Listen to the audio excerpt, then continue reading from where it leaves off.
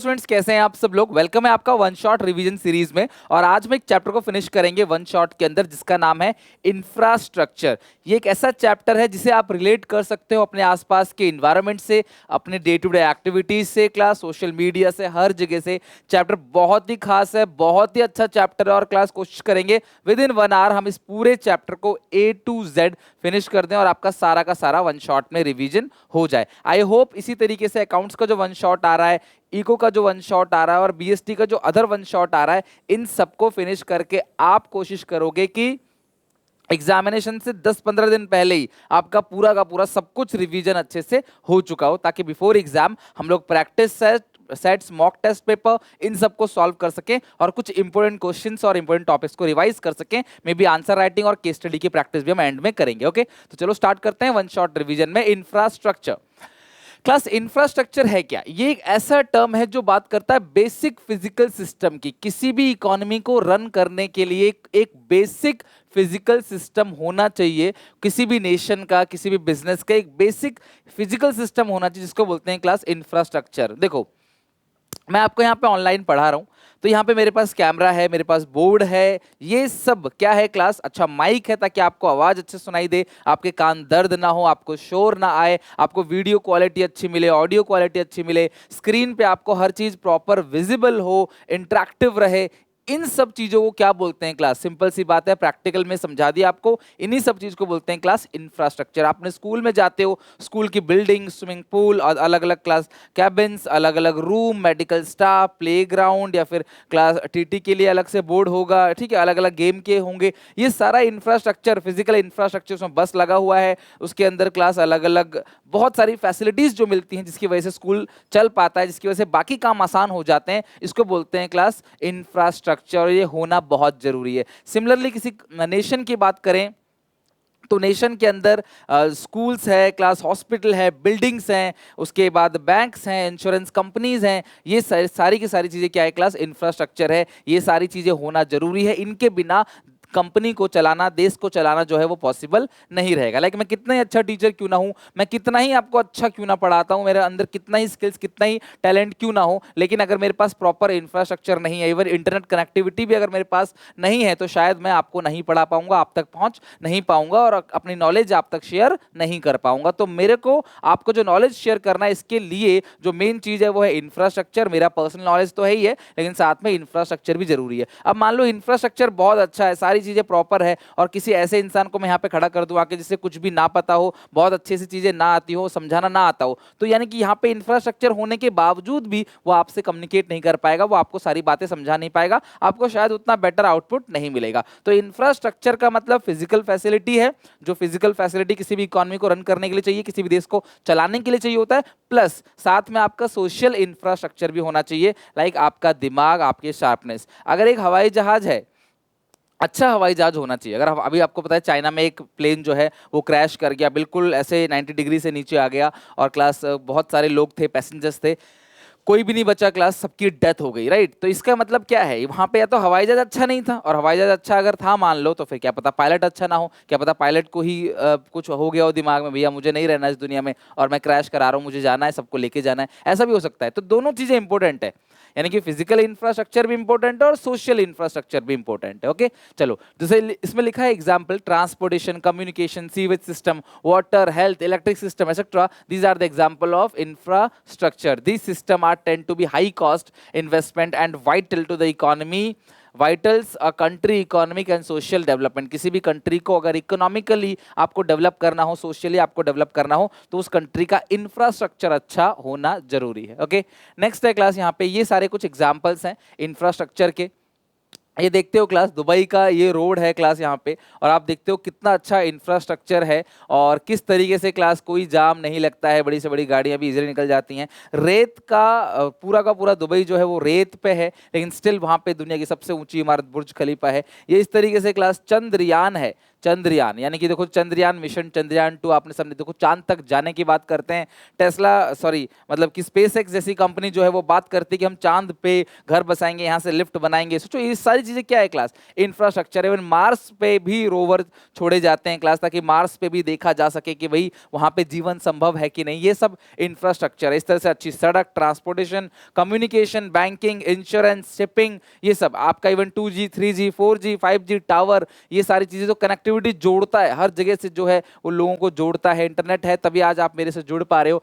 Bullet train, India में भी bullet train जल्दी ही आने वाला है। देखो ऐसा लग रहा है कि बिल्कुल बुलेट ट्रेन मेरे पीछे है ना। तो ये बुलेट ट्रेन जो 300 400 500 किलोमीटर की पर आवर की स्पीड से, मतलब आप कहीं भी आधे घंटे में 15 मिनट में आप आराम से पहुंच पाओगे। ये एक अच्छा इंफ्रास्ट्रक्चर है हमारी कंट्री के। बैंक्स हो गया क्लास, या हाइपरलूप ट्रेन, ये हाइपरलूप ट्रेन है जो क्लास टनल से होके गुजरेगा। इसकी स्पीड जो है हवाई जहाज से भी ज्यादा तेज है। वर्जिन कंपनी है क्लास जो इसको बना रही है, उनसे हमारा कॉन्ट्रैक्ट भी साइन हुआ है इंडिया का। और यहाँ से हाइपरलूप ट्रेन के कैप्सूल जैसा रहेगा, और इसके अंदर बैठ के आप 1 घंटे के मतलब 1000 किलोमीटर की स्पीड से, हवाई जहाज से भी ज्यादा तेज की स्पीड से आप आधे घंटे के अंदर, 1 घंटे के अंदर जहां दूर दराज भी पहुंचना हो वहां पहुंच सकते हो। इंश्योरेंस कंपनी है जिसके हम सेफ रहते हैं कि हमारा माल जल जाए, चोरी हो जाए, आग लग जाए, कुछ भी हो जाए, हमें सेफ्टी मिलेगी क्लास। इस तरीके से अलग अलग यान हैं, अलग अलग इलेक्ट्रिसिटी ट्रांसमिशन टावर बने हुए हैं जहां से बिजली पहुंचाई जाती है। ये सब एग्जाम्पल है किसका, इंफ्रास्ट्रक्चर का। और ये होना बहुत जरूरी है, बिकॉज इसके बिना हम तरक्की नहीं कर सकते। ई कॉमर्स, आजकल घर पे होम डिलीवरी चीजें हो जाती हैं, आप घर बैठे बैठे चीज़ों को मंगाते हो 5 मिनट 10 मिनट आधे घंटे के अंदर, चाहे जोमेटो हो, चाहे क्लास ब्लिंकिट हो, चाहे अमेजन हो, स्नैपडील हो, फ्लिपकार्ट हो, आप एक घर पे तुरंत चीज़ें पहुंचा देते हैं। ठीक है, बहुत सारी वेबसाइट्स बनी हुई है जहाँ पे नौकरी के लिए आप घर बैठे बैठे अप्लाई कर सकते हो। घर बैठे बैठे इंटरव्यू हो जाता है क्लास, कैमरे के थ्रू वीडियो कॉन्फ्रेंसिंग सिस्टम चलता है। ऑनलाइन जो है वो शादियाँ भी फिक्स हो जाती हैं, पंडित जी पूजा भी ऑनलाइन कर देते हैं। ये सारी चीज़ें पॉसिबल है ई कॉमर्स के थ्रू। तो ये भी एक तरीके से इंफ्रास्ट्रक्चर है। लेजर ऑपरेशन, सर्जरी, ये सारी चीज़ें क्लास इंफ्रास्ट्रक्चर। डॉक्टर कितना अच्छा क्यों ना हो, अगर उसके पास लेजर ऑपरेशन की मशीन ना हो, सर्जरी की मशीन ना हो, उसके पास स्कैनर की मशीन ना हो, तो शायद वो अपना काम नहीं कर पाएगा। तो ये सब बहुत जरूरी है। साथ में आजकल की जो मॉडर्न टेक्नोलॉजी, ड्रोन के थ्रू देखो छिड़काव किया जा रहा है। यहाँ पे जा जाके छिड़कने की जरूरत नहीं है। पहले इंसान जा जा घुस घुस के छिड़कता था, उसको भी उससे दिक्कत होती थी कि यूरिया वगैरह जो होता है ना, जितना भी इंसेक्टिसाइड, फर्टिलाइजर, ये सब क्लास इंसानों को भी बीमार कर देता है। तो डायरेक्टली क्लास इसके थ्रू ये छिड़काव कर देते हैं। तो ये सब मॉडर्न टेक्नोलॉजी है। These all are infrastructure. Okay, अब देखो, अब बहुत सारे रूरल एरिया के अंदर प्रॉपर इंफ्रास्ट्रक्चर फैसिलिटी नहीं है। देखो गांव में आज भी महिलाएं इस तरीके से चलती हैं। अर्बन एरिया के देखो स्कूल, मॉडर्न स्कूल है, देखो क्लास कितने अच्छे डेस्क हैं, आप सबके पास पीसी है अपना पढ़ने के लिए, बड़े बड़े हॉस्पिटल्स हैं, इंटरनेट कनेक्टिविटी है, लैपटॉप है, बहुत सारी मैकेनिकल चीज़ है। वहीं पे रूरल एरिया में आज भी क्लास इंफ्रास्ट्रक्चर स्ट्रांग नहीं है। रूरल एरिया में आज भी लोगों को पानी निकालने के लिए कुएं से पानी निकालना पड़ता है, अलग अलग जगह जाना पड़ता है, लकड़ियों को काटना पड़ता है, फायरवुड के लिए सारी सिस्टम्स होती हैं। ओके, तो infrastructure can be categorised in 2 head, 2 head में कैटेगराइज कर सकते हैं। सबसे पहला इकोनॉमिक इंफ्रास्ट्रक्चर, यानी कि ऐसा इंफ्रास्ट्रक्चर जो कहीं ना कहीं इकोनॉमिक एक्टिविटी को प्रमोट करता है। इकोनॉमिक एक्टिविटी मतलब ऐसी एक्टिविटी जिससे पैसा कमाया जा सके, such as road, highway, bridge, railroad class, airport, seaport, electricity, water supply et cetera in the production process. ये कहीं ना कहीं प्रोडक्शन प्रोसेस में मदद करेगा, गुड्स एंड सर्विसेज के प्रोडक्शन में, डिस्ट्रीब्यूशन में। यहाँ पे किसी भी कंट्री को आप वर्चुअली डेवलप नहीं कर सकते जब तक कि उस कंट्री का इंफ्रास्ट्रक्चर अच्छा ना हो। अगर कंट्री के अंदर ये बेसिक फैसिलिटी नहीं है तो उस कंट्री को डेवलप करना बड़ा ही मुश्किल है। ई कॉमर्स, जहाँ पे आपको निकलना नहीं पड़ता, ना ही गाड़ी का खर्चा करना है, ना ही क्लास तेल का खर्चा करना है, ना ही पार्किंग की टेंशन है, घर बैठे बैठे चीज़ें आप मंगा लेते हो, वैरायटी ऑफ ऑप्शंस आपके पास रहते हैं। लेकिन अगर आपके पास मोबाइल फोन ना हो, इंटरनेट ना हो, अच्छी सड़क ना हो आपके घर के बाहर, तो क्या वो डिलीवरी करना पॉसिबल हो पाएगा? क्या आप ऑनलाइन ऑर्डर कर पाओगे? क्या आप ऑनलाइन पेमेंट कर पाओगे अगर आपका बैंक खाता ना हो तो? अगर आपको ईएमआई की फैसिलिटी नहीं मिल रही तो क्या आप बड़ी बड़ी चीज़ें क्लास कम पैसों में खरीद पाओगे? धीरे धीरे पेमेंट करके इंस्टॉलमेंट बेसिस पे खरीद पाओगे? नहीं। तो ये सब पॉसिबल तभी हो पाएगा जब कंट्री का इंफ्रास्ट्रक्चर अच्छा होगा। तो ये कंट्री का इंफ्रास्ट्रक्चर है जिसकी वजह से क्लास हम ग्रो कर पाते हैं। आज हर एक बच्चे के पास मोबाइल फोन है, स्मार्टफोन है, मतलब मेजर बच्चों के पास इंटरनेट कनेक्टिविटी है। इसीलिए क्लास हम लोगों को उन तक एजुकेशन को पहुंचाना, नॉलेज को पहुंचाना आसान हो गया है। अगर ये सारी कंट्री में फैसिलिटी ना होती, 4G नेट नहीं होता, तो शायद क्लास हमारी बात कुछ ही लोगों में सीमित रह जाती, हम वहां तक चीजों को नहीं पहुंचा पाते। अगला है सोशल इंफ्रास्ट्रक्चर। सोशल इंफ्रास्ट्रक्चर का मतलब क्या है? आपकी एजुकेशन और health, school, university, hospital and nursing home which serve as a support system for the process of social development of a country. देखो अब तक आपका टैलेंट ही नहीं रहेगा, स्किल्स नहीं रहेगा, टैलेंट नहीं रहेगा, आप हेल्दी नहीं फील करोगे। अगर मैं अच्छा फील नहीं कर रहा होता तो क्या मैं खड़ा होकर आपको 1-1 घंटे की लेक्चर दे पाता? नहीं। या फिर अगर मेरे पास नॉलेज नहीं है, मेरे पास वो स्किल्स नहीं है, भले ही मेरे पास कितना अच्छा इंफ्रास्ट्रक्चर क्यों ना हो, तो क्या मैं आपको पढ़ा पाऊंगा? क्या मैं, भले ही आप कितनी ही वीडियो अच्छी क्वालिटी में रिकॉर्ड कर लो, कितने अच्छे बोर्ड लगा लो, कितने ही अच्छे चीज़ों कर लो, लेकिन अगर बस नॉलेज अच्छी नहीं है, आप नॉलेज अच्छा नहीं दे सकते, तो क्लास कोई फायदा नहीं है उसका। तो इसीलिए दोनों चीज़ें जरूरी हैं, इकोनॉमिक इंफ्रास्ट्रक्चर और social infrastructure, both are substitutes and both are complementary of each other. Okay, for the process of social development of country, social development focus करता है क्लास ह्यूमन रिसोर्स डेवलपमेंट के ऊपर, कि इंसान भी तरक्की करे, सिर्फ मशीन तरक्की ना करे, इंसान भी। मशीन का नया नया वर्जन, मशीन को अपडेट किया जाता है, नया मशीन, नया फोन आया, फिर उसमें नया फीचर, नया फोन आया, नया फीचर, लेकिन हमें ये भी देखना कि जो नया जनरेशन आएगा उसके अंदर भी नया टैलेंट, नया स्किल्स होना चाहिए। पर पता क्या चलता है कि जो नेक्स्ट जनरेशन है वो धीरे धीरे धीरे धीरे खराब होती चली जा रही है, वो ज्यादा टेक्नोलॉजी पे डिपेंड होती चली जा रही है। पुरानी जनरेशन ने टेक्नोलॉजी को बनाया और नई जनरेशन जो है टेक्नोलॉजी उनको बना रहा है, राइट? हम लोगों ने फोन बनाया, मतलब हम लोगों से पुरानी जनरेशन ने फोन बनाया, लेकिन हमारी जनरेशन जो हो रही है, फिर आगे की जो जनरेशन हो रही है, फोन उनको बना रहा है। मतलब फोन उन एक, मतलब एक तरीके से मोबाइल फोन इतना नेसेसरी हो गया बच्चों के लिए। आजकल छोटे छोटे बच्चे भी बिना मोबाइल फोन के हिलते तक नहीं, खाना नहीं खाते, बिना मोबाइल फोन देखे क्लास वो कुछ नहीं करते, मतलब बहुत ज्यादा फोन में लगे रहते हैं, अपने आप यूट्यूब चलाते हैं, अपने आप गाने सुनते हैं, अपने आप वीडियोस बनाते हैं, रील बनाते हैं। छोटे छोटे बच्चे आजकल ये सब करने लगे। इवन क्लास में बात करूं, 1.5 साल के बच्चे भी ये सब करने लगे। सोचो 1.5 साल जस्ट एज है, और क्लास मतलब वो 1000 दिन का भी बच्चा नहीं हुआ है, अभी क्लास 500 दिन के आसपास का बच्चा भी ये सब चीजें कर रहा है। टेक्नोलॉजी कितना वास्ट हो गया और कितनी ज्यादा क्लास कैप्चर कर रहा है इन सब चीजों को।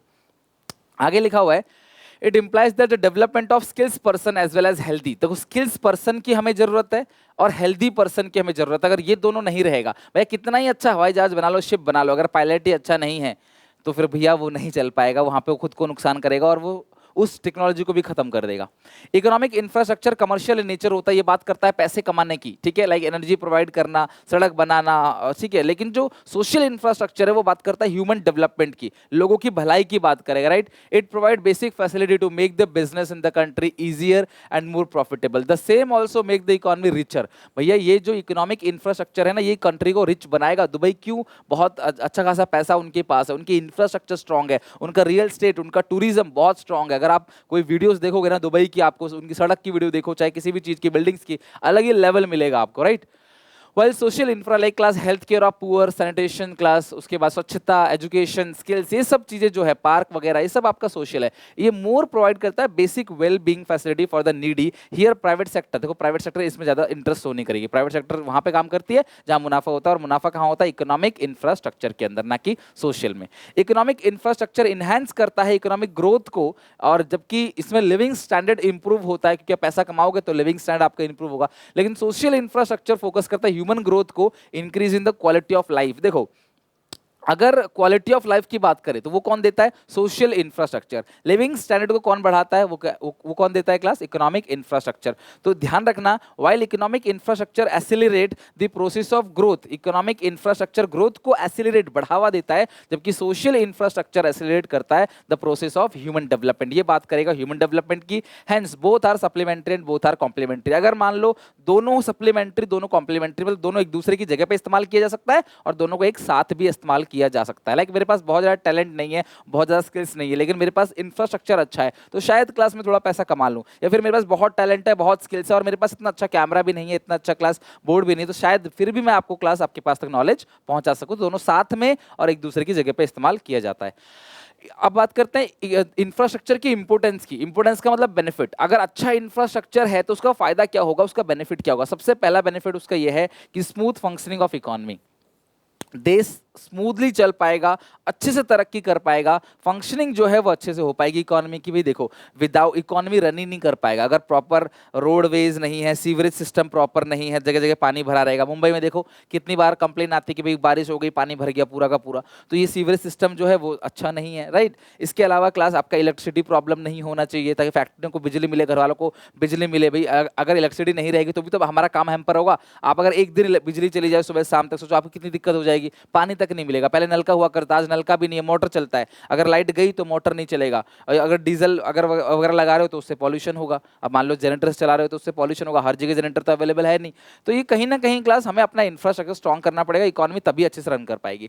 अगला एग्रीकल्चर। अगर हमारा इंफ्रास्ट्रक्चर स्ट्रॉन्ग है तो हमारा एग्रीकल्चर भी डेवलप करेगा, एग्रीकल्चर में मॉडर्न टेक्नोलॉजी लगाई जाएगी, प्रॉपर इरीगेशन फैसिलिटी मिलेगी। The development of modern agriculture depend upon the infrastructure facility, roadway, railway, shipping. अब किसान कितना अच्छा अनाज उगा ले, अगर ट्रांसपोर्टेशन का अच्छा माध्यम ना हो तो अपना अनाज बेच ही नहीं पाएगा। Speed and large scale of transportation of seed, pesticide, fertiliser, ये किसान तक पहुंचेगा। ट्रांसपोर्टेशन सिस्टम अच्छा होगा, सस्ता मिलेगा उसको। Insurance, development of agriculture also depend upon the development of irrigation, proper irrigation facility, tube well होना चाहिए, मोटर होना चाहिए, उनको बैंक से लोन मिलना चाहिए। ट्रांसपोर्टेशन, पावर, बिजली, marketing facility, training, improvement in research and development, ये सारी चीजें अगर रहेंगी, इंफ्रास्ट्रक्चर होगा, तभी ये सारी चीजें पॉसिबल है। और ये सारी चीजें रहेंगी तो एग्रीकल्चर का भी ग्रोथ होगा ही होगा।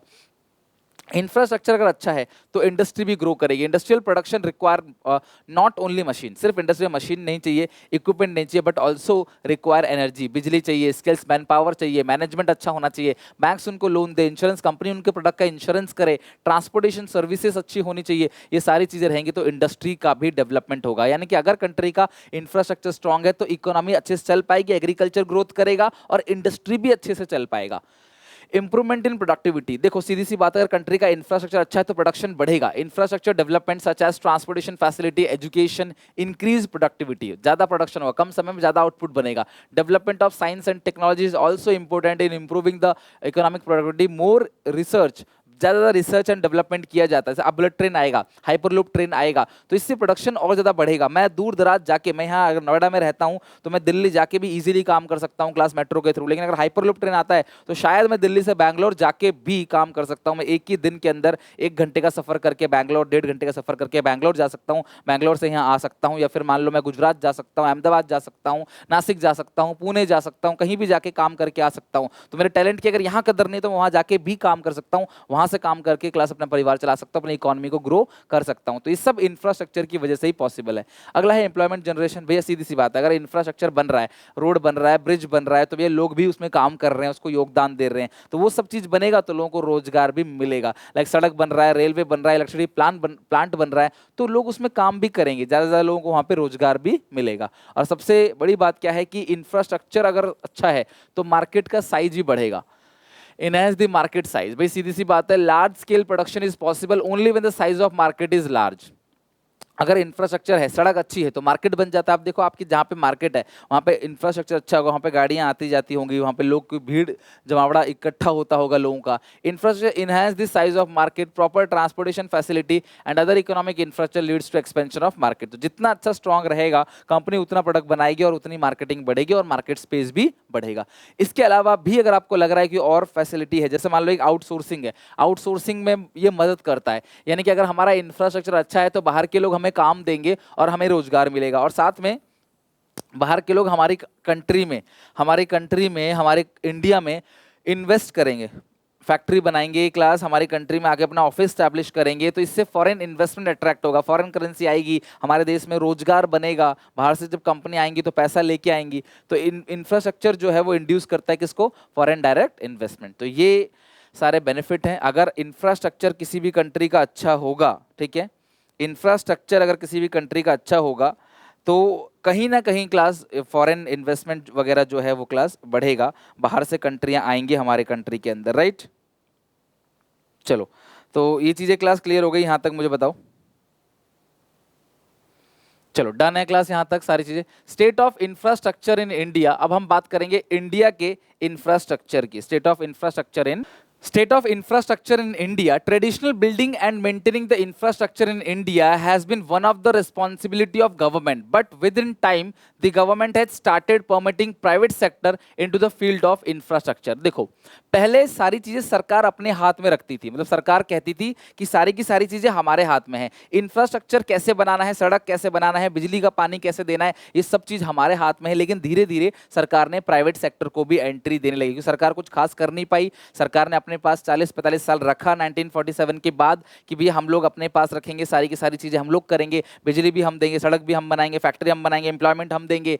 तो ये सारी चीजें सरकार कर नहीं पाई, तो धीरे धीरे सरकार ने उसको प्राइवेट सेक्टर के हवाले कर दिया। Currently many of infrastructure project जो है या तो क्लास प्राइवेट सेक्टर खुद कर रहे हैं या फिर सरकार के साथ मिलके काम कर रहे हैं। तो सरकार बहुत सारी चीजों का प्राइवेटाइजेशन कर रही है, लेकिन जो रूरल एरिया है स्टिल अंडर डेवलप, जो हमारी कंट्री का जो रूरल एरिया है, रूरल सेक्टर है, वो स्टिल अंडर डेवलप है। The road and other means of transportation are still not very developed. We require well road connecting the remote area of the country within the urban state. देखो rural और urban का connectivity होना चाहिए ताकि ज्यादा से ज्यादा पॉपुलेशन रूरल एरिया से अर्बन और अर्बन एरिया से अगर कोई रूरल एरिया में जाना चाहता है तो वो भी जाके काम कर सकता है। अब हमारी कंट्री में प्रॉब्लम क्या है कि रूरल अर्बन डिवाइड बहुत ज्यादा है।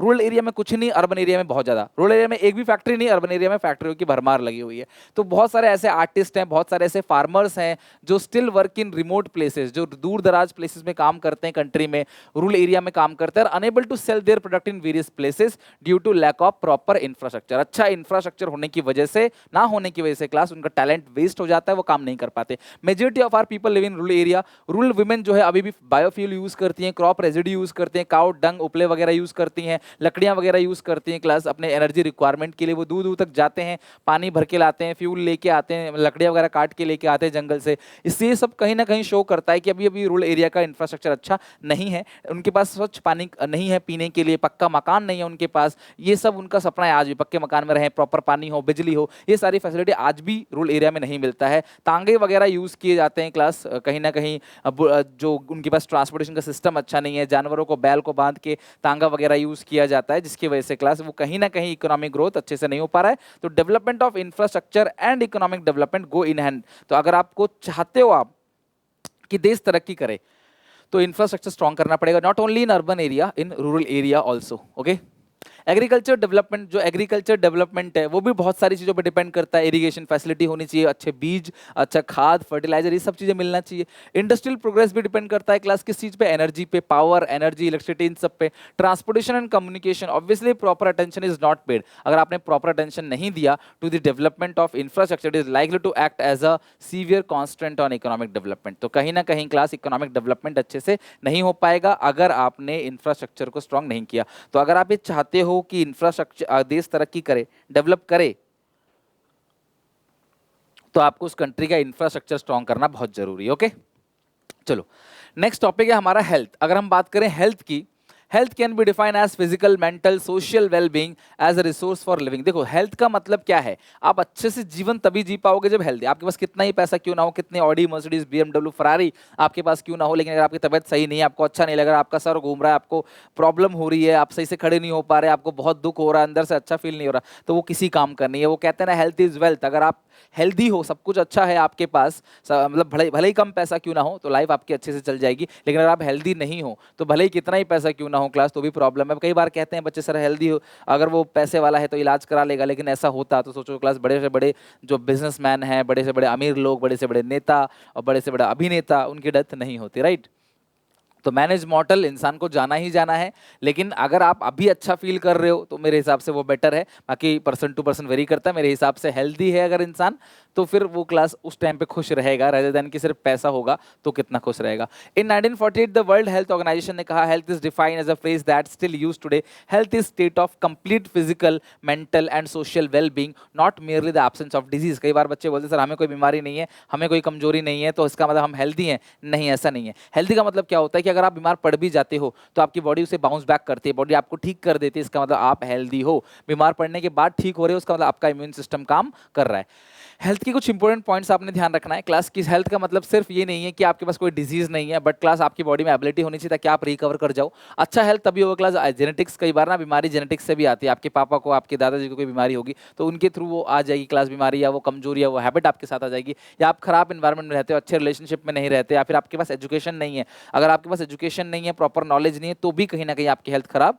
हो जाएगी। A person ability to work depend upon largely on his health. Good health increase the productivity of labour. अगर आपकी हेल्थ गुड है तो जो लेबर की प्रोडक्टिविटी है वो कहीं ना कहीं बढ़ जाएगी। A healthful diet, exercise, screening for diseases and coping strategy can enhance the person health. तो ये सारी चीजें क्लास आपकी हेल्थ को इंप्रूव करेगा। A good health increase the mental ability. आप देखना जो बच्चे क्लास पढ़ाई कर रहे होते हैं, खासकर अच्छे लेवल की कैट की क्लास या फिर यूपीएससी की, तो वो लोग अपने मेंटली स्ट्रांग। आप देखो अगर आप हेल्दी हो तो आपका सर दर्द नहीं करेगा, थोड़ा सा पढ़े आपका सर दर्द करने लगा बहुत ज़्यादा, थोड़ा सा पढ़े सर दर्द करने लगा, नहीं। आप हेल्दी हो तो सुबह उठोगे आपको अच्छा फील होगा, आपको सर दर्द नहीं होगा, आपको अच्छे से अच्छा आपका कंसंट्रेशन पावर आएगा। तभी स्कूल में योगा कराते हैं, तभी क्लास बच्चों को बुलाता है आप एक्सरसाइज करो, अच्छा डाइट लो, क्योंकि अगर आप अच्छा डाइट लोगे ना, अगर आपका पेट अच्छा है तो आपका माइंड भी अच्छा रहेगा, आपको सब कुछ अच्छा लगेगा, आप लर्न करोगे तो आपको समझ आएंगी चीज़ें। आपका माइंड जैसे ही आप किताब, अभी क्या होता होगा आपके पास, जैसे किताब खोलते हो तो तरह तरह की सोच आने लग जाती है कि ये है वो है, पता नहीं कहाँ कहाँ से। तो ये सारी सोच नहीं आएगी अगर आप कंटिन्यूसली मेडिटेशन करोगे और आप अच्छा खाना खाओगे, एक्सरसाइज करोगे, रनिंग करोगे, वॉकिंग करोगे, जिमिंग करोगे, तो शायद अच्छे से आप अच्छा फील कर पाओगे। तो good health increase the mental ability, यानी कि अगर आपकी हेल्थ अच्छी है तो मेंटल एबिलिटी भी अच्छी होगी। Also enhance the quality of life, आप अच्छी क्वालिटी ऑफ लाइफ जी पाओगे, क्या खाना है, कितना खाना है, किसी से कंजप्शन नहीं करना, किसे करना है, सारी बातें आप समझ पाओगे। That health facility are accessible to all. देखो, सिर्फ हेल्थ फैसिलिटी का होना जरूरी नहीं है, हेल्थ फैसिलिटी सबके लिए एक्सेसिबल भी होना चाहिए, राइट। तो नीडी ताकि हर एक इंसान जिसको क्लास कोई प्रॉब्लम है वो हेल्थ फैसिलिटी को ले सके।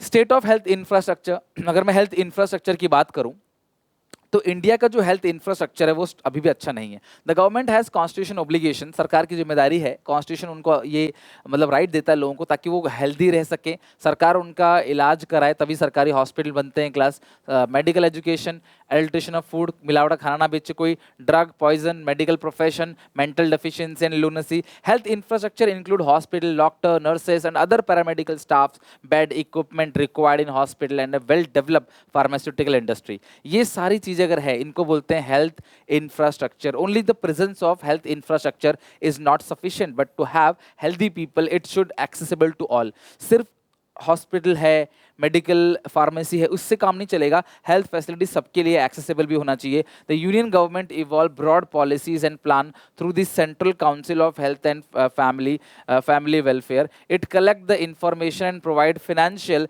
And technical assistance to state government, union territory and other bodies for implementation of important health program in a country।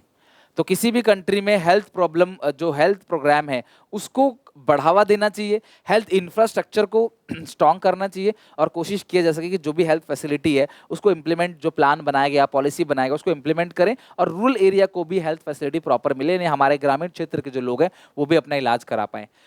तो हेल्थ इंफ्रास्ट्रक्चर जो इंडिपेंडेंस से देखा जाए तो आज़ादी मिलने के बाद से काफ़ी बढ़ गया है। तो जितनी भी जनरल सर्विसेज हैं वो बढ़ गई हैं, क्लास डॉक्टर्स ज़्यादा अवेलेबल हैं, हॉस्पिटल हैं, स्टाफ है, पैरामेडिकल स्टाफ है, नर्सेस हैं, उनके नंबर्स बढ़ गए हैं, मेडिकल इंडस्ट्री भी बढ़ गई है और मेडिकल की पढ़ाई में भी क्लास बहुत सारे कोचिंग इंस्टीट्यूट्स या बहुत सारे मेडिकल इंस्टीट्यूशंस जो हैं वो भी आ चुके हैं। इवन जो कम्युनिकेबल डिजीजेस है वो भी कंट्रोल में आ रहा है, लाइक एड्स हो गया, टीवी हो गया, HIV हो गया, ये सारे जो डिजीज है जो फैलती है लाइक मलेरिया वगैरह, इन सब में भी कंट्रोल आ गया है, पहले से बहुत कम हो रहा है वो।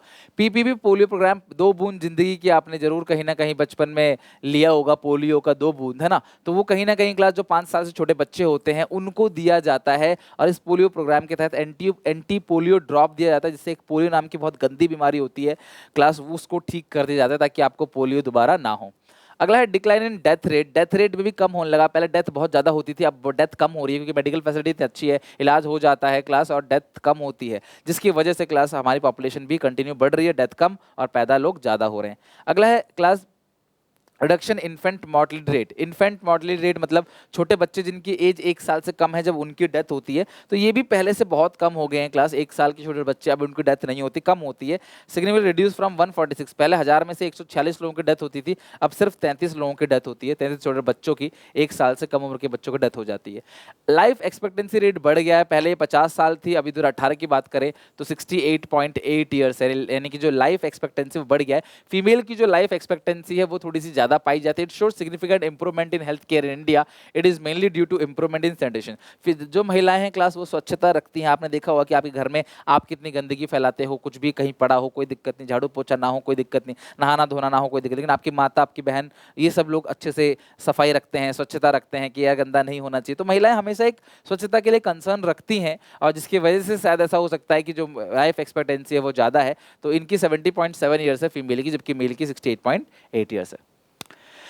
अब सबसे बड़ी जो मतलब मुद्दा है इस पूरे चैप्टर में वो है प्राइवेट जो हेल्थ केयर है उसके लिए। ये प्राइवेट हॉस्पिटल की बात करेंगे, प्राइवेट सेक्टर की बात करेंगे। 70% आजकल प्राइवेट सेक्टर बहुत बड़ा रोल प्ले कर रहे हैं हेल्थ इंफ्रास्ट्रक्चर के अंदर। 70% हॉस्पिटल जो है वो प्राइवेट सेक्टर चलाते हैं क्लास, और 60% डिस्पेंसरी प्राइवेट सेक्टर चलाते हैं। 5 में से 2 बेड जो है वो अवेलेबल है प्राइवेट सेक्टर में।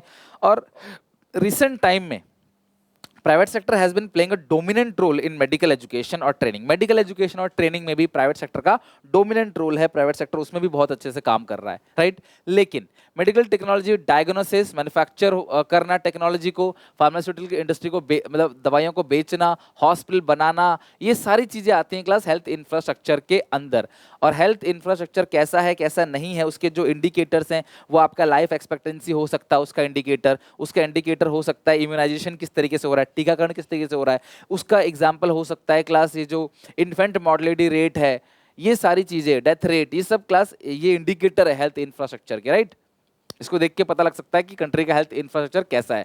2001 और 2 की बात करें, 13 लाख से ज्यादा मेडिकल एंटरप्राइज है जो 22 लाख से ज्यादा लोगों को रोजगार दे रहे हैं, और 80% जो हॉस्पिटल्स हैं वो प्राइवेट ओन है, और क्लास या तो सिंगल ओन है, यानी कि अकेले चलाते हैं। मेडिकल वगैरह क्लास अकेले ही बहुत ज्यादा रन होते हैं, बहुत सारे क्लिनिक वगैरह अकेले ही लोग चलाते हैं। लेकिन प्राइवेट सेक्टर हॉस्पिटल में एक प्रॉब्लम है कि बहुत ज्यादा कुछ रेगुलेशन सरकार की नहीं है, तो ऐसे लोग जो प्रैक्टिस कर रहे हैं, जो डॉक्टर नहीं है, जिनको क्वैक बोलते हैं, वो लोग भी इलाज करते हैं और कई बार कैजुअलिटी भी हो जाती है। The role of government in providing health care is still very important. सरकार अभी भी क्लास जो है प्राइवेट सेक्टर के ऊपर छोड़ नहीं सकती सब कुछ। इंडिया में बहुत सारे लोग गरीब हैं जो प्राइवेट मेडिकल में इलाज नहीं करा सकते उनकी हाई फीस के चलते, क्योंकि सरकारी हॉस्पिटल में क्या हो रहा है, डॉक्टर्स अवेलेबल नहीं है, दवाइयाँ प्रॉपर नहीं होती, मेडिकल फैसिलिटी अच्छी नहीं मिलती है, उनके पास मशीन्स नहीं है, एक्सरे मशीन्स नहीं है, उनके पास बड़ी बड़ी मशीनें जो होती हैं वो नहीं है, जिसकी ब्लड नहीं है उनके पास, जिसकी वजह से क्लास लोग प्राइवेट हॉस्पिटल को भेज देते हैं, और प्राइवेट हॉस्पिटल में बहुत लूटा जाता है। इंसान पूरी जिंदगी भर कर्जे में आ जाता है प्राइवेट हॉस्पिटल में इलाज करा के, राइट। तो इसीलिए सरकार को कुछ ना कुछ प्राइवेट हॉस्पिटल पे रेगुलेशन करना चाहिए। आपने गब्बर सिंह मूवी देखी होगी, अक्षय कुमार की, एक सीन जो बहुत ज्यादा वायरल हुआ सोशल मीडिया पे कि इंसान मर गया है, फिर भी इंसान की डेथ हो गई है, फिर भी ये लोग जाके क्लास कहते हैं कि वो ठीक है दवाई लाओ, ये दवाई लाओ, उसको यूज़ भी नहीं करते दवाई को। महिलाओं के साथ ऐसा होता है कि सर्जरी वगैरह की जाती है, या फिर मान लो जो नॉर्मल डिलीवरी है वो ना करा के सिजेरियन कराया जाता है ताकि पैसा कमा सके। नॉर्मल डिलीवरी में इतने पैसे नहीं मिलते डॉक्टर्स को। ऐसी बहुत सारे अनएथिकल चीज़ें होती हैं। I know class her hospital her doctor ऐसा नहीं होता, बट मेजर केसेस में इंडिया में बैड एक्सपीरियंस रहता है लोगों का डॉक्टर्स के साथ। जैसा पुलिस के साथ रहता है ना, वैसे, जबकि सारे पुलिस ऐसे नहीं होते, सारे डॉक्टर्स ऐसे नहीं होते। मेडिकल टूरिज्म इन इंडिया, तो मेडिकल टूरिज्म की बात करें तो जो बाहर से लोग इलाज कराने आते हैं इंडिया में, तो उसको बोलते हैं क्लास मेडिकल टूरिज्म। तो बहुत सारे लोग इलाज कराने आते हैं एशिया में थाईलैंड में भी आते हैं, सिंगापुर में भी, और हमारे यहाँ इंडिया में भी आते हैं। 60% जो एशियन रेवेन्यू है हेल्थ केयर का वो 2012 में जनरेट हुआ इंडिया के पास। फॉरेनर हमारे यहाँ surgery, liver transplant, dental issue के लिए आते हैं, उन कॉस्मेटिक केयर के लिए। 2016 का डाटा कहता है कि 2,01,000 फॉरेनर जो है वो इंडिया में विजिट कर रहे हैं। कोई भी डाटा क्लास अगर आपको फिक्स ना याद हो, डेट ना याद हो, तो प्लीज़ मत लिखो। आप ये कह सकते हो कि लाखों लोग हमारे यहाँ इलाज कराने आते हैं, रेदर देन आप 2,01,000 का फिगर लिखो, क्योंकि भी क्या पता एग्जामिनर को 2018 का डाटा पता हो, एग्जामिनर के पास 2021 का डाटा आया हो, करंट डेटा आया हो, 2011 का डाटा आया हो। तो इसलिए मैं सजेस्ट करता हूँ कि डाटा अगर आप लिख रहे हो तो डेट ईयर के साथ लिखो, डायरेक्टली मत लिखो। इंडिया ने 2020 में लगभग क्लास जनरेट किया था $9 बिलियन का अमाउंट, और इंडिया अगर अपने हेल्थ इंफ्रास्ट्रक्चर को स्ट्रॉन्ग करेगी तो और लोग हमारे यहाँ आएंगे, और ज़्यादा क्लास लोग इलाज कराने हमारे यहाँ पे आएंगे। अगला है रूरल अर्बन डिवाइड। अगर हम बात करें rural urban divide, health infrastructure is significantly bias in favour of rich and poor. Urban area में देखोगे अगर आप, जो 20% गरीब लोग हैं ना, जो 20% गरीब लोग हैं उनके यहाँ हॉस्पिटल बहुत कम है, और वो रूरल एरिया में रहते हैं 20%, और 70% कंट्री की जो पॉपुलेशन है ना वो कहीं ना कहीं रहती है रूरल एरिया में। 20% पॉपुलेशन, 20% हॉस्पिटल है, 70% पॉपुलेशन रहती है रूरल एरिया में, लेकिन वहाँ कंट्री का सिर्फ 20% पॉपुलेशन है। जहाँ पे आप देखो अर्बन एरिया में कितने सारे हॉस्पिटल मिलते हैं। जहाँ मैं रहता हूँ, जैसे यहाँ नोएडा में, तो यहाँ पे इतने सारे हॉस्पिटल, इतने सारे हॉस्पिटल। आज जब मैं अपने गाँव जाता हूँ तो वहाँ देखता हूँ क्लास बहुत कम हॉस्पिटल है, हॉस्पिटल है ही नहीं, जबकि शहर में ही है। रूरल एरिया में 0.36 हॉस्पिटल है हर 1 लाख लोगों के पास, जबकि अर्बन एरिया में 3.6 हॉस्पिटल है हर 1 लाख लोगों के पास। जो गरीब 20% लोग हैं वो अपनी इनकम का लगभग 12% खर्च कर देते हैं बीमारियों के ऊपर, जबकि अमीर सिर्फ कितना खर्च करता है, 2। तो कहीं ना कहीं ये दिखा रहा है कि गरीब है, अनहेल्दी है, इनकम सोर्स कम है, और वहाँ पे सोशल और वहाँ पे हेल्थ इंफ्रास्ट्रक्चर भी कम है। जबकि गरीबों को फैसिलिटी मिलनी चाहिए, उनको नहीं मिलती, अमीरों के पास पैसा उनको मिल जाती है। तो गरीब अपनी इनकम का 12% खर्च करता है, जबकि अमीर अपनी इनकम का सिर्फ 2% खर्च करता है। हालांकि ये 2% ज़्यादा है, बट फिर भी वो ज़्यादा के लिए ज़्यादा है ना। अमीर तो ज़्यादा कमा रहा है तो उसके हिसाब से वो है, लेकिन गरीब कम कमा रहा है उसके हिसाब से 12% भी ज़्यादा है। प्राइमरी हेल्थ केयर की बात करें तो ये 3 टियर सिस्टम है हेल्थ इंफ्रास्ट्रक्चर का, primary, secondary and tertiary. Okay, video class and तक देखना,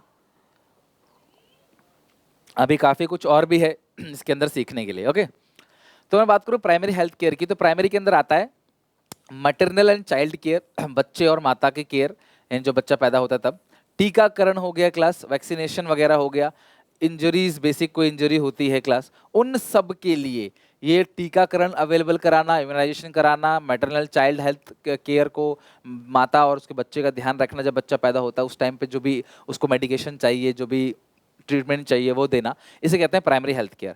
सेकेंडरी हेल्थ केयर, जब आप बीमार पड़ जाते हो और किसी स्पेशलाइज्ड डॉक्टर के पास जाते हो, जैसे आप अगर आइज नोज में कुछ प्रॉब्लम है तो ईएनटी में, ईयर में प्रॉब्लम है ईएनटी में जाते हो, आई स्पेशलिस्ट के पास जाते हो, हार्ट स्पेशलिस्ट के पास जाते हो, है ना, हृदय रोग के लिए।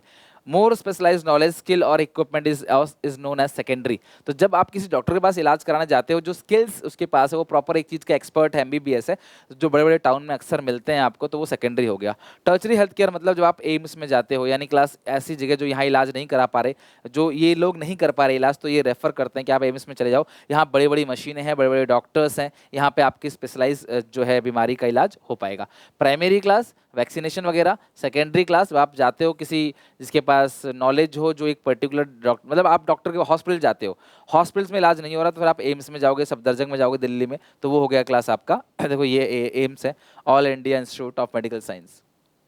अच्छा, आईएसएम, इसके अंदर आपको एक चीज ध्यान रखनी है class, Indian system of medicine, it is well known as fact that traditional system of medicine always play very important role in meeting the global health care need. They are continuing to do so at present, shall play a major role in future also. तो ये जो ISM है ना class, Indian system of medicine, वो क्या है class, उसके अंदर बेसिकली यहाँ पे 5 पॉइंट है। आयुष, ए फॉर आयुर्वेदा, योगा, यूनानी, सिद्धा, होम्योपैथी एंड नेचुरोपैथी, और प्रेजेंटली 4095 ISM हॉस्पिटल्स हैं, यानी कि जो हॉस्पिटल है ना जहाँ पे बेसिकली आप देखोगे कि छोटी छोटी गोली आपको दी जाती है, होम्योपैथिक, मतलब आप दवाइयों से आपका इलाज नहीं करेंगे, जो एलोपैथिक दवाइयाँ होता है ना क्लास, इंग्लिश दवाइयाँ, उनसे आपका इलाज नहीं करेंगे, नेचुरल तरीके से। तो इससे होगा क्या, डॉक्टर के पास जो भीड़ जाती है वो कम होगी, ज़्यादा लोग डॉक्टर के पास जाके इकट्ठा नहीं हो जाएंगे, भीड़ डॉक्टर के पास लगेगी नहीं, और नेचुरल तरीके से विदाउट एनी साइड इफेक्ट आप इन चीज़ों से ठीक कर सकते हो, और ये रियली में काम करता है, ऐसे ही नहीं दे रखा है, ये रियली में काम करता है। तो 8 लाख रजिस्टर्ड प्रैक्टिशनर्स हैं इंडिया में, और ISM has huge potential and solve a large part of our health care problem. तो जो हमारी हेल्थ केयर प्रॉब्लम है यहाँ से हम ठीक करा सकते हैं, और इस आईएसएम के अंदर आता है आयुर्वेदा। तो आप देखोगे आयुर्वेदिक की चीज़ें यहाँ पे दे रखी हैं, इनसे मान लो अदरक है या फिर एलोवेरा है या बहुत सारे अश्वगंधा, पता नहीं कितनी सारी चीज़ें होती हैं जिनसे ठीक कर सकते हैं। योगा बाबा रामदेव जी से आप देखते हो क्लास, योगा कराते हैं, और इस योगा के थ्रू भी आप अपनी बहुत सारी बीमारियों का इलाज ईजिली कर सकते हैं। सुबह रोज 15-20 मिनट योगा करना, सूर्य नमस्कार करना, अनुलोम विलोम या फिर जो भी क्लास इनका आसन होता है, अगर आप वो करोगे तो उससे बहुत अच्छा आपको मिलेगा। कुछ नेचुरल चीज़ें, कुछ जड़ी बूटी जो है यूनानी, जो बेसिकली मोमडन लोग यूज़ करते हैं और अरब कंट्री में बेसिकली यूज़ की जाती हैं, इनसे भी बीमारियां ठीक की जाती हैं, तो इसको हम लोग क्या बोलते हैं क्लास, यूनानी। सिद्धा, कुछ ऐसी चीज़ें, कुछ ऐसे बीज, कुछ ऐसे पाउडर, हल्दी वगैरह हो गया, इन सब से भी इलाज की राय से बोलते हैं सिद्धा। इसको क्या बोलेंगे क्लास, सिद्धा। ये ऑलमोस्ट सेम है। और होम्योपैथी, छोटी छोटी गोली आपने जरूर लाइफ में कभी ना कभी ये खाई होगी, मीठी सी गोली लगती है, जैसे आप प्यारा सा रहता है, छोटा सा, आप चूसते हो उसको, अच्छा लगता है आपको। इसके बाद नेचुरोपैथी, नेचुरल चीज़ें, आपका ट्रीटमेंट, मसाज, ये सारी की सारी चीज़ें क्लास नेचुरोपैथी है। ये है आयुष। तो आयुष की फुल फॉर्म आपको याद रखना है, और ज़्यादा कुछ आपको याद रखने की जरूरत नहीं है, आयुष की फुल फॉर्म याद रखना, इट्स इनफ। ओके, और आप ये लिखोगे कि अगर इंडियन सिस्टम ऑफ मेडिसिन है तो हमारी भीड़ जो है हॉस्पिटल में वो कम हो जाती है, हमें बहुत ज़्यादा टेंशन नहीं होती, हम हॉस्पिटल में जाके इतना पैसा नहीं खर्च करके सस्ते में यहाँ पे इलाज करा सकते हैं विदाउट एनी साइड इफेक्ट। अच्छा, अब critical assessment of health infrastructure की, हेल्थ इंफ्रास्ट्रक्चर कहाँ से मात खा रहा है, क्या क्या कमी है। Health infrastructure is an important indicator of well being for people in welfare state mechanism. The population of India has been growing at an unpredicted rate. देखो, जिस तरीके से पॉपुलेशन हमारा 18 मिलियन पर ईयर बढ़ रहा है, बाई 2030 तक हम नंबर 1 पे आने वाले हैं पॉपुलेशन में, हमारा हेल्थ इंफ्रास्ट्रक्चर उतने अच्छे से नहीं बढ़ रहा। भाई लोग बढ़ेंगे तो हॉस्पिटल ज़्यादा चाहिए, स्कूल ज़्यादा चाहिए, transportation facility, banking, shipping, insurance, ये सब ज़्यादा ज़्यादा चाहिए, कॉलेजेस ज़्यादा चाहिए, लेकिन ये इतनी तेज़ी से नहीं बढ़ रहे, पॉपुलेशन बहुत तेज़ी से बढ़ रहे हैं, राइट, मतलब बढ़ रहा है। और यहाँ पे क्लास कुछ एग्जाम्पल्स है रियल लाइफ का, ये सिर्फ आपके सिलेबस का पार्ट नहीं, आपकी रियल लाइफ की नॉलेज है जो आप दे सकते हो।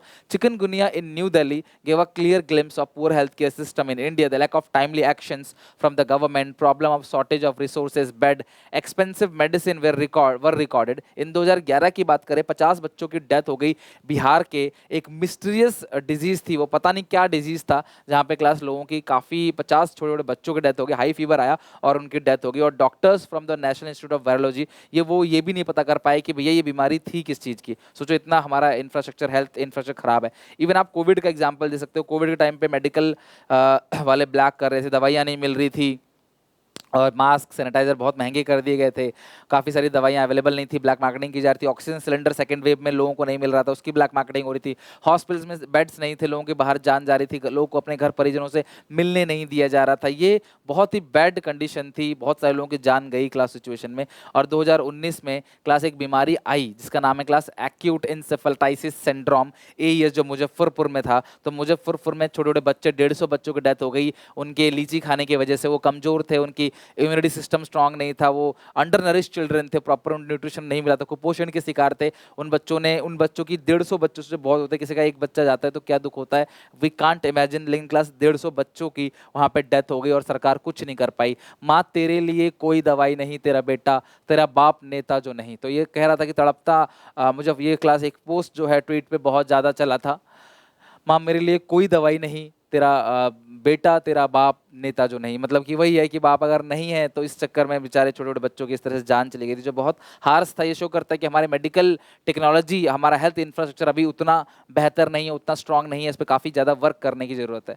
दे आर फॉलोइंग डेफिशिएंसी, तो क्या क्या डेफिशिएंसी है, क्या क्या कमी है। Unequal distribution of health care services, urban area में हेल्थ केयर सर्विसेज बहुत ज़्यादा है, रूरल एरिया में नहीं है, गाँव से छोड़ के आना पड़ता है लोगों को इलाज कराने के लिए, खेत वगैरह बेच के। कम्युनिकेबल डिजीज, बहुत सारी ऐसी बीमारी हैं क्लास, जैसे SARS है, सीवियर एक्यूट रेस्पिरेटरी सिंड्रोम, या HIV है, एड्स है। ये बीमारी कंटिन्यू फैलती चली जाती है, जिसकी वजह से आप कोविड का एग्जांपल भी ले सकते हो इसके अंदर किसी हद तक, कि कोविड में भी क्लास आप जाते हो, टच करते हो, बातचीत करते हो, तभी तो दूरी बनाने के लिए बोला जाता है, वो भी फैलती है। तो ये सारी चीज़ें कंट्री में बहुत ज़्यादा है, देश बड़ा है, डेंसिटी बहुत कम है, लोग आसपास रहते हैं, बड़ी बड़ी फैमिलीज हैं, तो ये कहीं ना कहीं फैल जाती हैं। ओके, और हमारे कंट्री में मानते भी नहीं, अगर बच्चा बीमार है तो माँ कभी दूर उससे नहीं रह सकती, भले ही कितनी ही बड़ी बीमारी क्यों ना, उसे पता है कि इसके पास जाऊंगी मैं तो मेरे को भी हो जाएगा, लेकिन वो कभी दूर नहीं रहेगी, उसके पास जाएगी, उसका केयर करेगी। तो ठीक है, तो ये सब चीज़ें भी होती हैं। पुअर मैनेजमेंट अच्छा नहीं है, हेल्थ केयर सेंटर्स पे बहुत ज़्यादा भीड़ होना, हॉस्पिटल में डॉक्टर कभी टाइम पे नहीं आते, बहुत रेयर होता है कि डॉक्टर ने आपको क्लिनिक पे 10 बजे बुलाया है तो आप वो 11 बजे ही आएगा, आपको भले ही 9 बजे पहुंचना पड़ेगा। और ऊपर से बहुत ज़्यादा लूटना बिना मतलब के, टेस्ट कराना जिसकी ज़रूरत नहीं है, डराना पेशेंट्स को, डरा के टेस्ट वगैरह करवाना, अपने हॉस्पिटल से टेस्ट कराना, फिर 4 दवाइयाँ लिखना जिसकी ज़रूरत नहीं है, दवाइयाँ भी महंगी लिखना, महंगी दवाई, और फिर कुछ दिन बुलाना, ठीक ना करना, एडमिट कर दिया तो 4-5 दिन तक बेमतलब का बिल बनाना। ये सारी चीज़ें क्लास हॉस्पिटल बहुत होती हैं। प्राइवेटाइजेशन, प्राइवेट हॉस्पिटल कहीं ना कहीं आजकल पब्लिक हॉस्पिटल को रिप्लेस कर रहा है। पब्लिक हॉस्पिटल में लोग जाना पसंद नहीं करते, मजबूरी में पैसा नहीं होता तो ही जाते हैं, और प्राइवेट हॉस्पिटल भी बहुत ज़्यादा अनएथिकल वर्क करते हैं और बहुत ज़्यादा लूटना या फिर सही से इलाज ना करना, ऐसी जो सरकार का इस पर कोई रेगुलेशन नहीं है, सरकार कुछ नहीं करती। प्रॉपर सैनिटेशन लेवल, स्वच्छता के लिए स्वच्छता अभियान भी सरकार चलाती है, क्लास स्वच्छ भारत अभियान, जिसके तहत ये कहते हैं अर्बन एरिया में भी 30% ऐसे हाउसेस हैं जिनके पास प्रॉपर टॉयलेट फैसिलिटी नहीं है, तो गाँव में शौचालय बनाने के लिए सरकार पैसे भी देती है। सरकार पूरी कोशिश कर रही है स्वच्छता मेंटेन रहे, क्योंकि अगर देश स्वच्छ रहेगा तो देश हेल्दी रहेगा, देश आगे बढ़ेगा। नहीं तो सरकार को, माँ बाप को, घर वालों को हमेशा पैसा खर्च करना पड़ेगा बीमारी का इलाज करने के लिए। वो कहते हैं कि हेल्दी पर्सन जो है कंट्री के लिए एसेट साबित होता है, जबकि एक अनहेल्दी पर्सन कंट्री के लिए लायबिलिटी। अगर मैं हेल्दी हूँ तो मैं घर के लिए कुछ कर सकता हूँ, अगर मैं हेल्दी नहीं हूँ तो मैं घर के लिए बोझ हूँ। और क्लास मुझे हेल्दी रहना है, वो कैसे आप हेल्दी रह सकते हो? अच्छा खाना खा के, एक्सरसाइज करके, गलत चीज़ें ना खा के, लाइक आप बहुत सारा तला हुआ, बहुत ज़्यादा खाना, बाहर की चीज़ें खाना, और स्वच्छता मेंटेन करके ना रखना, अपना हेल्थ का ख्याल ना रखना, इन सब चीज़ों से क्लास आप अपने घर वालों को लायबिलिटी बन सकते हो। तो अपने घर वालों का ख्याल रखें, हेल्दी रहें, स्टे फिट, अच्छे से पढ़ाई करते रहें, और ताकि आपका दिमाग थके ना जल्दी और आपको अच्छा फील हो, अच्छा फ्रेश हो, क्योंकि ये सारी चीज़ें हमारे भगवान ने हाथ पैर हमें दिए हैं, हमें अच्छा शरीर दिया है, हमें माँ बाप, ये सब चीज़ हमें माँ बाप भी दिया है, ये सब हमारा वरदान है। तो हमारे हाथ पैर ये सब चीज़ें क्लास करोड़ों, कोई मुझसे 1 करोड़ देगा और बोलेगा अपना हाथ दे दो, अपना एक आंख दे दो, किडनी दे दो, तो शायद मैं नहीं दूंगा। यानी कि मेरे पास करोड़ों की असेट है जिसकी वैल्यू है, तो आप इसकी केयर करो, अच्छे से रखो। पेट जो है वो एक मंदिर जैसा है, जिस तरह से आप मंदिर में जाते हो तो चप्पल उतार के अंदर घुसते हो, उस तरह से पेट में कुछ भी ऐसा डालो तो आप ध्यान रखा करो कि इसमें वो कोई भी चीज़, गंदी चीज़ ऐसी ना डालो। जैसे मोमोज वगैरह बहुत ज़्यादा आप खाओ, लेकिन बहुत ज़्यादा ना खाओ, अपना ख्याल रखो, ठीक है। मैं कोई वो नहीं कह रहा कि आप क्या खाओ क्या ना खाओ, लेकिन हाँ अपना ख्याल रखो। अच्छी चीज़ आपको पता है क्या है, किसी भी चीज़ को एक्सेसिव मत खाओ। घर का खाना सबसे अच्छा है, माँ का बना हुआ, माँ के हाथ का बना हुआ खाना सबसे बेस्ट है। टेक केयर, बाय बाय, मिलते हैं नेक्स्ट वीडियो में। काफ़ी बड़ा चैप्टर था बट ऑलमोस्ट हमने फिनिश कर लिया। आई होप आप वीडियो को पसंद करोगे, शेयर करोगे अपने सारे दोस्तों को, कमेंट करके मुझे बताना कैसा लगा आपको इस वीडियो। और वन शॉट में हम लोग बिल्कुल एंड करने वाले हैं धीरे धीरे सीरीज़ को, तो आप मुझे बताना सारी बातें कैसा लगा। मिलते हैं नेक्स्ट वीडियो में क्लास, तब तक take care, bye bye. Please channel को सब्सक्राइब नहीं किया तो करो, और अपने दोस्तों को भी बोलो कि यार सब्सक्राइब कर ले, इतनी मेहनत चल रही है यहाँ पे, तो यार आउटपुट नहीं मिलेगा तो मैं कैसे कर पाऊंगा आगे, पॉसिबल नहीं होगा मेरे लिए टिल एग्जाम तक। और उसके बाद भी हमेशा आपके साथ जुड़ा रहूंगा। धन्यवाद, टेक केयर, बाय बाय।